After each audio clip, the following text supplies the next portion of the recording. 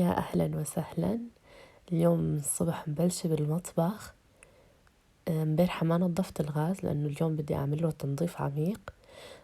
تقريبا غيرت الجدول تبع تنظيف البيت.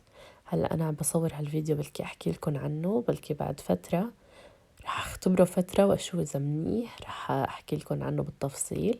هلأ عن جديد صايرة عم أحب ألبس كفوف بالمطبخ لأنه إيدي بالشتا كتير عم ينشفوا، فهلأ عم بضطر ألبس الكفوف مثل ما شفتوا جبتن جديد وجربتن من فترة ارتحت فيهم. والحلو بهدول إنه مقاسهم حلو، أخدتن من الأكشن أظن يا أما الزيمان، مالي متأكدة على الأكيد من وين، بتأكد وبرجع بكتب لكم إن شاء الله. مثل ما قلت لكم امبارحة ما نظفت الغاز ولا نظفت حواليه. أنا بالعادة كل ما بطبخ مثلا طبخة فيها زيت فبتعبى كل مكان زيت، بضطر هيك أنظفه تنظيفي على السريع. بستعمل هذا المنظف باخده من المحلات العربية أو المحلات التركية، كتير قوي وبيشيل كل الدهون بسرعة. بخه على كل مكان، بحطه على السيراميك، على هذا الغاز اللي عندي لي فترة عم بستعمله وكتير عجبني. حتى بستعمله على الفرن من جوا اللي بيكون نعمل فيه كيك وهيك، طلع ممتاز بصراحة. جربت أكتر من نوع وهذا أكتر نوع يعني اعتمدت عليه، عجبني. مثل بيقولوا له هو مفتت دهون أو هيك شي، فبنصحكم تجيبوه. في عندهم كتير منظفات غير هالماركة، فحابة أجرب لسه أكتر شغلات. هلا عندي هاي الزرعة نوعيتها بلاستيك، بحب أحطها بالمطبخ، بحس هيك بتعطي جو حلو، تغيير شكل. بما أنه أنا حيط المجلة عندي والغاز صاير كلياته سادة ما فيه شي، فهي حيطتها بلاستيك. طبعا قد ما نظفتها وهيك صايرة عم تنفك من بعضها، بخيتها كمان هي من المنظف. وطبعا بخليه وقت دقيقتين 3 وبعدين ببلش أفرك. مثل ما شايفين هون اللي عندي صاير فاضي فبتعبى كلياته زيت. بحس انه هالمنطقة يعني ما حلو احط فيها شي حتى ما تتعبى زيت، مع انه ممكن احط مثلا انه ديكورات فناجين او شي، بس ما بعرف يعني حابة وبنفس الوقت خايفة انه كل شوي بدها تنظيف وهيك. مثل ما شايفين هيك بدها تلزيق، بس بصراحة انا ما كتير يعني بدقرها، فما بنتبه انه بدها تلزيق غير لما بدي انظفها. هلا هذا الجهاز او الاداة جبتها من الروز مال لتنظيف الغاز، بس للأسف كليتها مجنزرة وما عم تشتغل عندي، صار لازم أجيب وحدة جديدة. أنا الحق علي لأنه بحطها عند المجلى، لازم ألاقي لها محل جديد أحطها فيه. مثل ما شايفين هي بيجي فيها مثل شفرة وبتشيل الأوساخ من دون ما تعمل خدوش بهذا الغاز بهاي النوعية. حتى أنا ما بعمله بالسيفة بس بالليفة وبهاي حتى أحافظ عليه أكتر. بس اليوم ما اشتغلت معي أبدا منيح لأنه صار في عليها كتير هيك جنزرة، ما أعرف شو بيقولوا لها.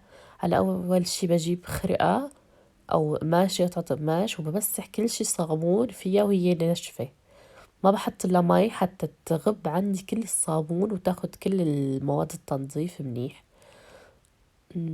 بحب هالحركة كتير أعملها حتى ما اضطر كل شوي أرجع أمسح القطعة وأرجع أعصرها منيح وأرجع أمسح. لا هيك بس مسح أول مرة بتكون القطعة ناشفة، وبرجع هلا ببلها من المي، بغسلها أول شي من الصابون منيح وببلها من المي وبعصرها كمان كتير منيح، بتأكد إنه عصرتها منيح حتى ترجع تنظف معي منيح.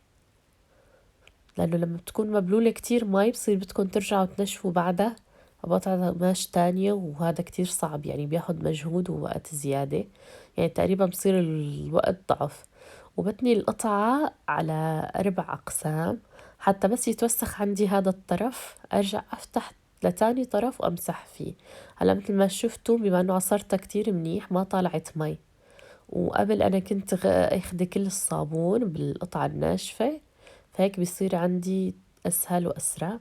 بالأخير بحب أمسح عندي كانت قطعة خاصة للتلميع بس ما كنت ألاقيها الصبح، أكيد هن اتنيناتهم بالغسيل، فاستعملت هدول المناديل أو المحارم الخاصين بالمطبخ، كمان كتير مناح بيعطوا لمعة حلوة.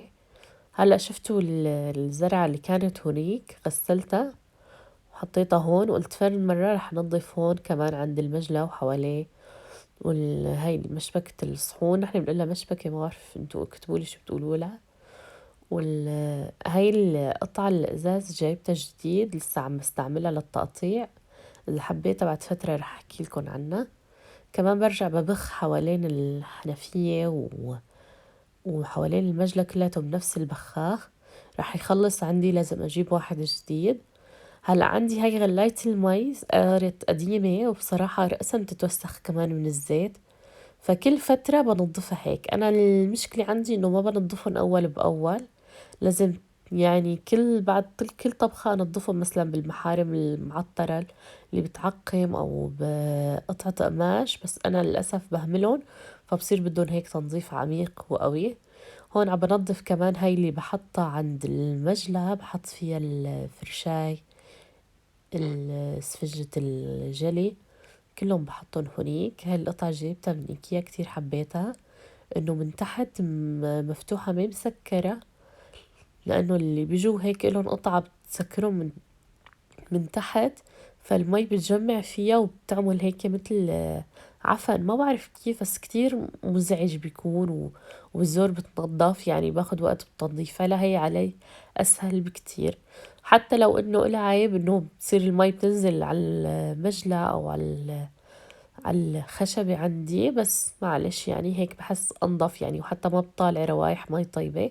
هلا حاولت أنظف هاي القطعة، قطعة تنظيف الغاز من الجنزار، بس للأسف ما راح أبدا، فخليتها وقلت أكيد رح أجيب وحدة جديدة أول ما أروح على الروزمان. عندي هاي الفرشة سيليكون للتنظيف أنينة المي أو الكاسات اللي يكونوا طوال أو بريق المي، كتير ممتازة، إنه سيليكون وفرشاي.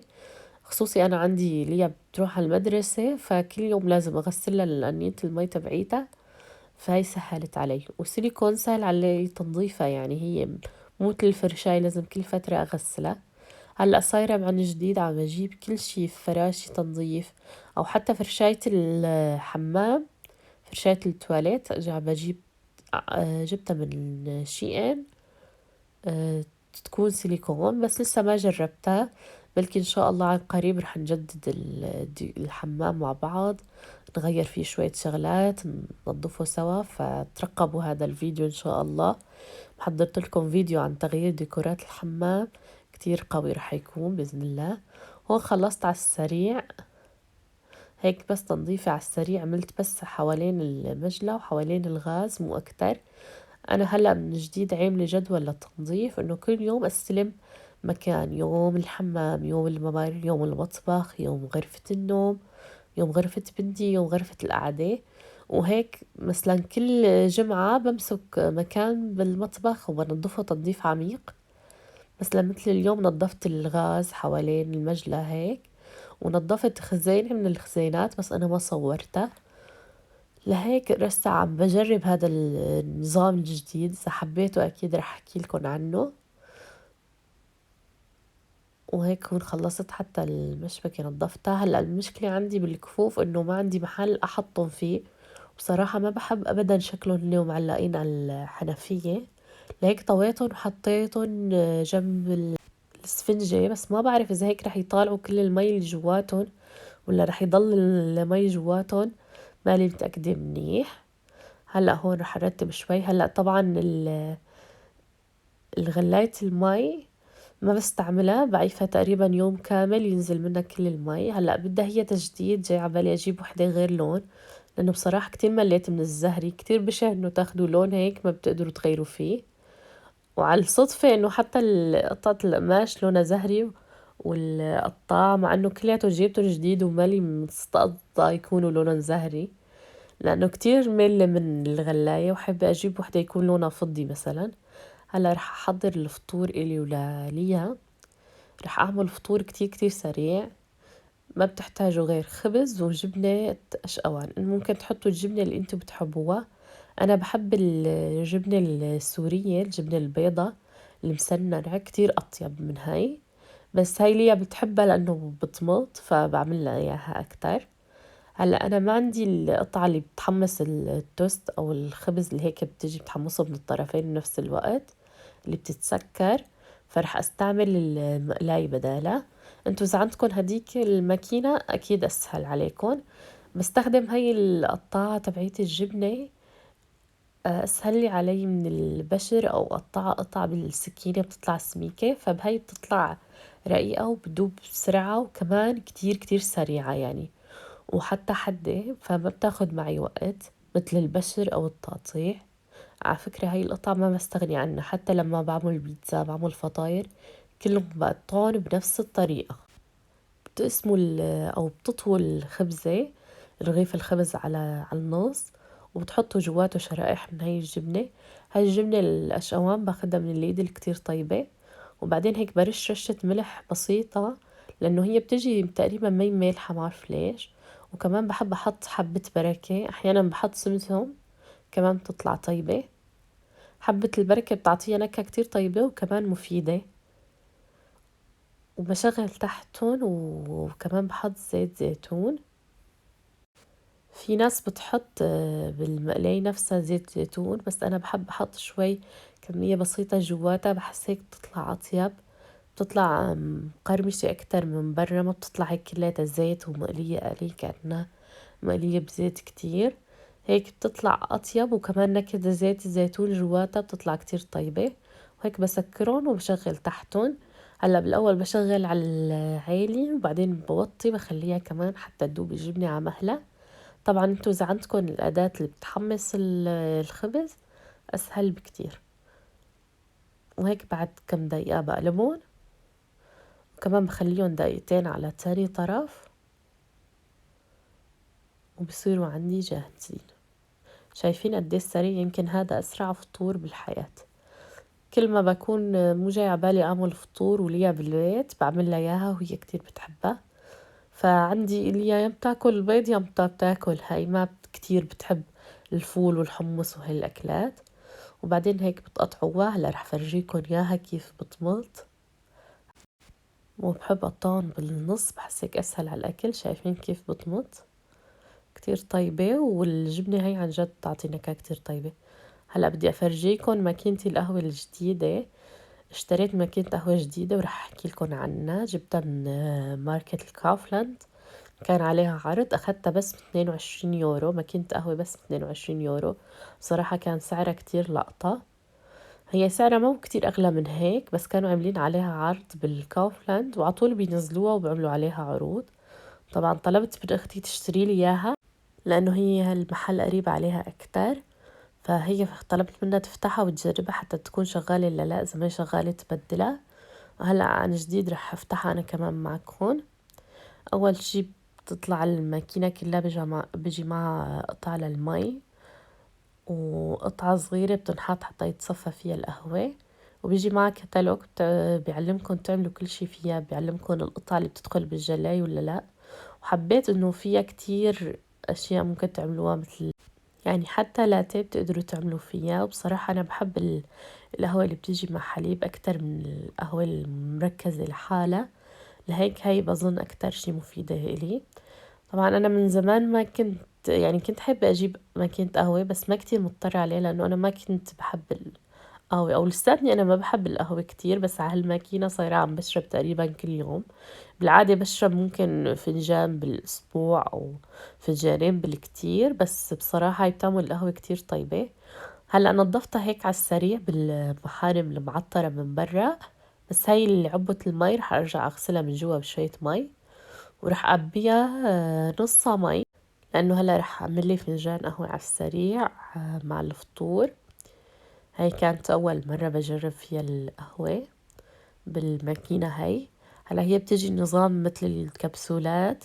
هلا بعرف الكبسولات شوي غاليين، بس نحن ما شربين قهوة، فإذا أنتوا مثلي ما كتير بتحبوا القهوة فبنصحكن بهاي. بس إذا بتحبوا القهوة في أنواع بتجي مع ظروف من الورق، طبعا هديك أرخص بكتير. هلا هدول الكاسات جبتهم أنا من الأكشن خصوصي للماكينة هاي. طبعا وصلوا اشتريتهم قبل ما توصلني الماكينة. بتشتروا هدول الكبسولات، أنا أخدتهم من ليدل كمان عليهم كان عرض. تقريبا أخدت هاي فيها 30 قطعة ب8 يورو. أظن لسه موجود العرض لهلأ. راح أرجع أجيب منها لأنه كتير عجبتني اللاتيه، طعمتها كتير طيبة وما بتجي هيك مرة والقهوة فيها هيك تقيلة.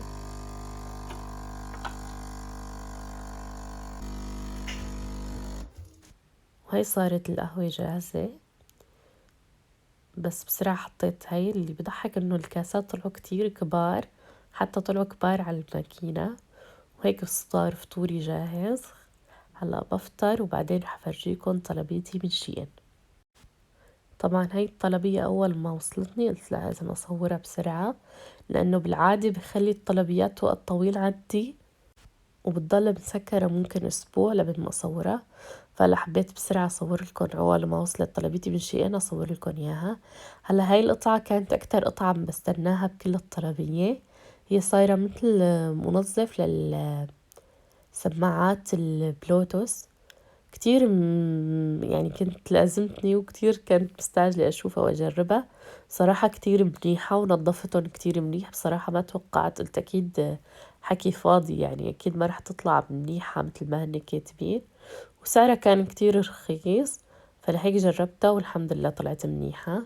هدول رموش المغناطيس، بتعرفوا كتير صايرين منتشرين، قلت رح نجربهم. بيجي معهم أول شي هذا الملقط اللي بتثبتوا عليهم، بس بصراحة تركيبهم كتير صعب. تركيب الرموش العادية أسهل بكتير. الرموش هن بلزقوا بهذا الملقط وبعدين بتحطوهم على عيونكم. جربنا أكتر من مرة وما كانوا يصيروا، فما بعرف العيب فيهم بهاي النوعية ولا بعدين أنا رح أتعود عليهم، فما كتير متأكدة. هلأ هذا طلبته لأجربه لأول مرة. ايلاينر من شي ان او شي جلام. بيجي لونه الذهبي. هن في عندهم نوعين بس انا حبيت اجرب هاد لانه بس شكله احلى، وبنت خالتي كمان حكت لي عنه انه كتير حلو.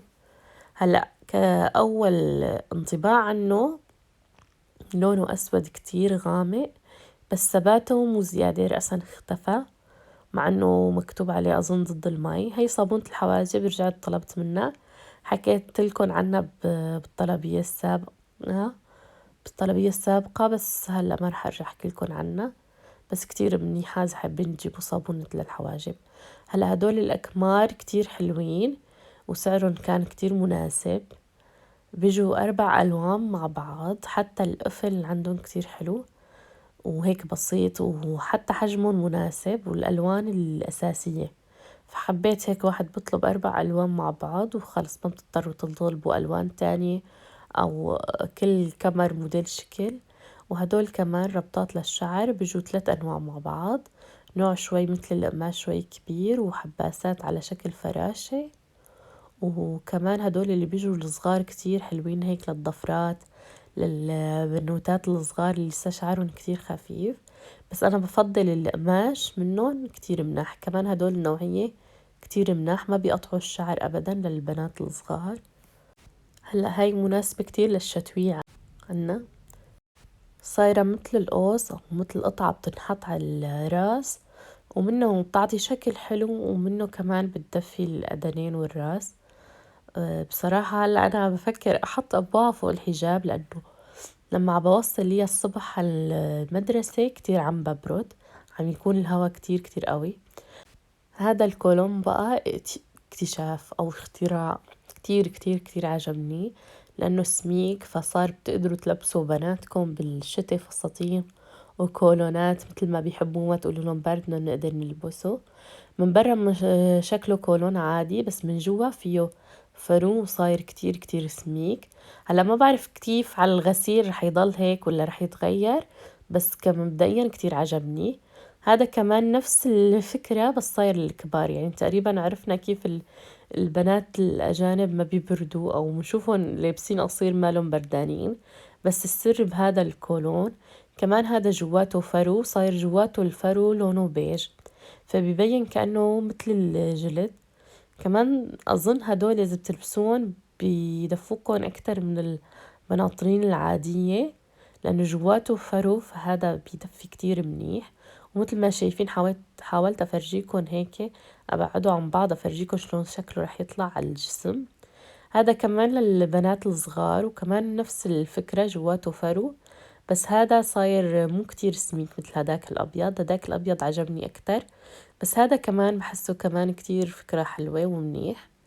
هلأ هذا الطقم صاير طقم تنورة وبلوزة، بصراحة كتير عجبني لأنه صاير سميك. من فترة طلبتلها لليا تنورة كمان جوخ بس ما جت هيك سميكة مثل هاد. حتى البلوزة صايرة كأنه بين الصوف وبين هيك، ما بعرف كيف، نوعيتك غريبة بس كتير بتحسوها بتدفي. هاي التنورة مثل ما شايفين كتير تقيلة وجاي مع زر احتياط، وصايرة أكتر من طبقة، يعني مو طبقتين بس، صايرة تقريبا 3 طبقات، وهي نفسها سميكة. يعني ما بتخافوا البنت تبرد أو تاخد هوا لأنه ملبسينها تنورة، لأ، هاي التنورة بتجي سميكة فما في داعي تخافوا عليهن.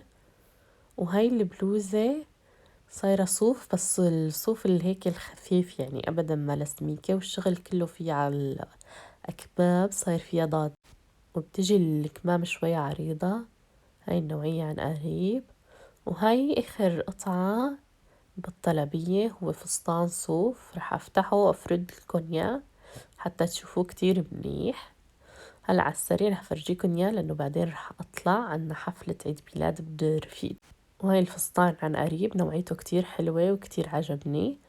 هلأ رح نطلع على السريع بعد شوي، عنا عيد ميلاد ابن رفيقتي، رح أساعدها بالزينة وأصور لكم النتيجة النهائية وأفرجيكم كل شي بالتفصيل. وهي بالعيد ميلاد طبعا أنا عملت لها الزينة، بس للأسف كنا طالبين البوالين من شيئين، فهن كاتبين عددهم منيح بس نحن ما فتحناه وشفناه من قبل، وانصدمنا إنه أغلبهم صغار، لهيك ما رح أحط لكم الرابط. وأخذنا هاي الخلفية الذهبية، طلعت كتير حلوة لما تصور الولاد عليها، عطت خلفية للتصوير كتير حلوة. وهاي الأكلات ما شاء الله رفيقتي كلياتهم عملتهم لحالها، بس الكيك كان جاهز.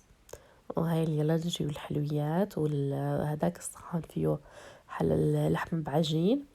أنا عملت لها الفطاير تبعات الجبنة، وهيك كانت سفرتها. حبيت أصور لكم النتيجة النهائية حتى لو ما صورت لكم التفاصيل، وبس هيك بيكون وصلنا لنهاية الفيديو. أتمنى كان الفيديو خفيف ولطيف عليكم. إذا حبيتوا الفيديو ما تنسوا تعملوا لايك واشتراك بالقناة، وسلام.